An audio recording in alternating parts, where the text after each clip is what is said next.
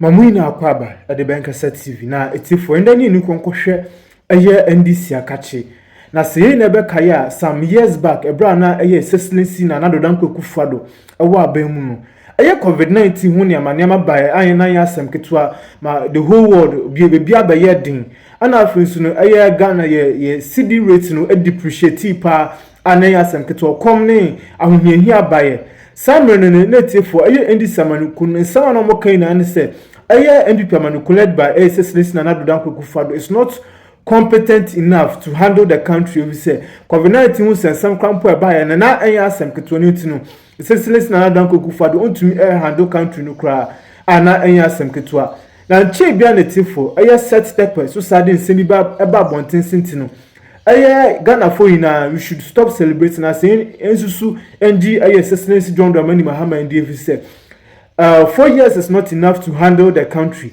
And I feel so also the to just in 4 years we be able to me see between a jeopardize a friends and Ghana ye city rate no if say sent to kwakoso other nations between a hardware na chebia native for Israel and Iran to ko so ahihye so pa na ya asem ketwa and so said a whole lot of effects so at the eba bonting na ye hwe ensama owura Seth Tepker e kan na say currently hwe ensama ekoso we asefo na ina otum say ase onimpa say ensensem we besi na ya asem ketwa etin me bisa mo sentinity for ebra seslency na nadodan kwekufado ewa abemle ba ne sen na eye NDC amanukun esopa seslency na nadodan kwekufado say is not competent enough na say NDC amanukun so saba pa mum na tifo bitumi a handle country na tifo yes MPP na kuno tie sema owura Seth Tepker e kan yan anas odi to dwa medamu ina reserve is sacrifice to set reserves as in households as in businesses is sacrifice, right? So when we create it and the shifts are occurring, then we will have to fall on it, to make sure that, we stabilize the situation, because it's good to stabilize and to sustain reforms. Now, you spoke about revenue. But revenue being affected, was that a major consideration? Of course, revenue would have to be. Import levy was being hit? Wait a minute. Yes, because our revenue today is a factor. Yeah. And I'm saying, let me illustrate. Our revenue today, right? And I'm talking revenue, not tax revenue. Our revenue today is about 15%, right? 17%. Okay. Tax GDP ratio? Yes. Okay. The tax GDP ratio is around 15%. Okay.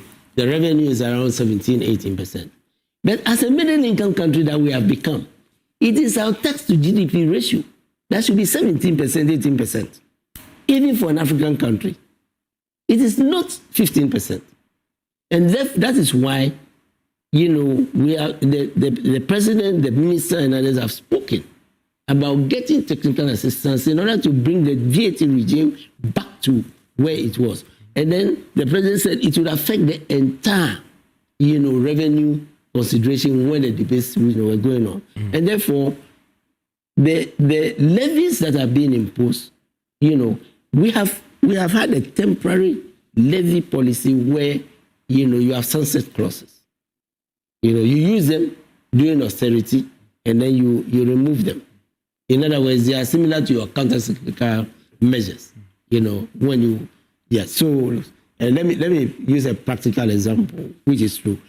When we went into COVID globally, right? You remember that's when Zoom, and telephony and things, hit a boom, right? Therefore, that's when, and because many of these are done through the banking sector, that's when you have your FinSec levy. Because it is not the whole sector that is depressed. There's a sector that is doing well on account of we being at home. And therefore, meetings were being done on the laptop, on the phone, and whatever. It means that sector, is booming. So you put a temporary levy on it, right? You put a temporary levy on it. Of course, a time will come when COVID will be over. And it did. Right? And today, yes, there's some stability in the use of Zoom and the other, but it's not at the peak when it was, in a crisis, when they were favorable. So, to summarize again, all that we are saying is that you cannot manage an economy without crisis. You cannot manage an economy continuously for 4 years. 3-4 years without one crisis or the right. Right? Mpox. Mpox is in the news. Yeah. Right? How are we preparing for it? Or how did we prepare for it? Have we put some reserves, learning from COVID, so that when Mpox comes, we fall on those reserves, to manage? And that is when the reserves you are keeping, because you will have to tackle it. That's when you take the reserves, right, to manage it. I mean, this is not saying you are manipulating the markets. No, you are only managing the economy because. And the question they are asking is, can a self-confessed errand boy be privy to, understand, and appreciate national security operations and the funding thereof? Regrettably, there's nothing in this witness statement which incriminates the accused person. These are the words of the lawyers. I don't know what the position that the judge will take, but these are the words of the lawyers. And we're sharing it with you as a matter of public interest. Now, he's saying here that the person that is your witness statement says of himself that I'm an errand boy to Kwabena Dubois. He sent me to go and buy him Yokogari and sends me to go and buy him Wache and sends me to the bank and sends me to do everything. He said, okay, how many times did he send you to the bank? He said, oh, he sends me to the bank every Wednesday. About how much money do you collect? Hey, it's a lot of money. Oh, hey, my boss, when he sends me to the bank, money is in Ghana, must go back. It's a lot. What do you do with the money? Well, when I take it from the bank, sometimes I bring it to him. Sometimes I bring it here. And then it appears he was asked, do you send some to his wife? Because there's a headline who says that I did not send any money to Kwabena Dubois. So he says, no, I didn't send any money to his wife. So the conversation here is that if you are prosecuting a boss and you want to find out that the boss of a national security system has misappropriated money, the way to do it is not to call his errand boy and say, yeah, he's sent to go to the bank. He doesn't know what it is for. He doesn't know. He just goes to collect the money and he brings it. But that is one of the principal witnesses for the prosecution. And the defense lawyers are suggesting that this might not work. But it depends on what the court will do. The next one, prosecution witness statement of Edith Ruby Opoku Edumoa.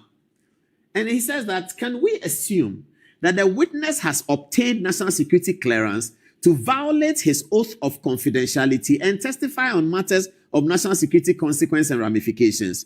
As paragraph 7, the witness states the following, quote, the operational accounts, however, were managed by the director of the BNC and supervised by the National Security Coordinator. The defense lawyers are suggesting to us that inside the witness statement, there's a line which really reveals everything. And tonight we have letters to show you that indeed, bosses of Kwabena Dubois supervised the work that he was doing with those humongous sums of money.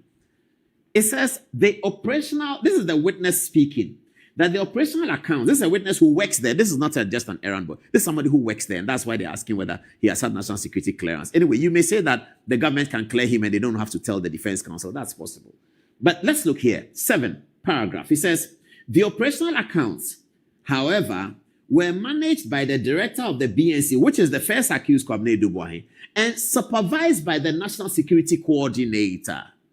So the question is, National Security Coordinator, did you truly supervise this account? Then if the prosecution is concerned about the way the accounts were supervised, they can charge the National Security Coordinator as A2 if they want. Let's move on and see a little bit more. Thus, he continues, thus checks were written upon the instructions of the director of the BNC, and the reasons for payments were never disclosed to the head of finance. So the guy says that the account was supervised, this is in the witness statement, that the account was supervised by the National Security Coordinator. And so the checks that were written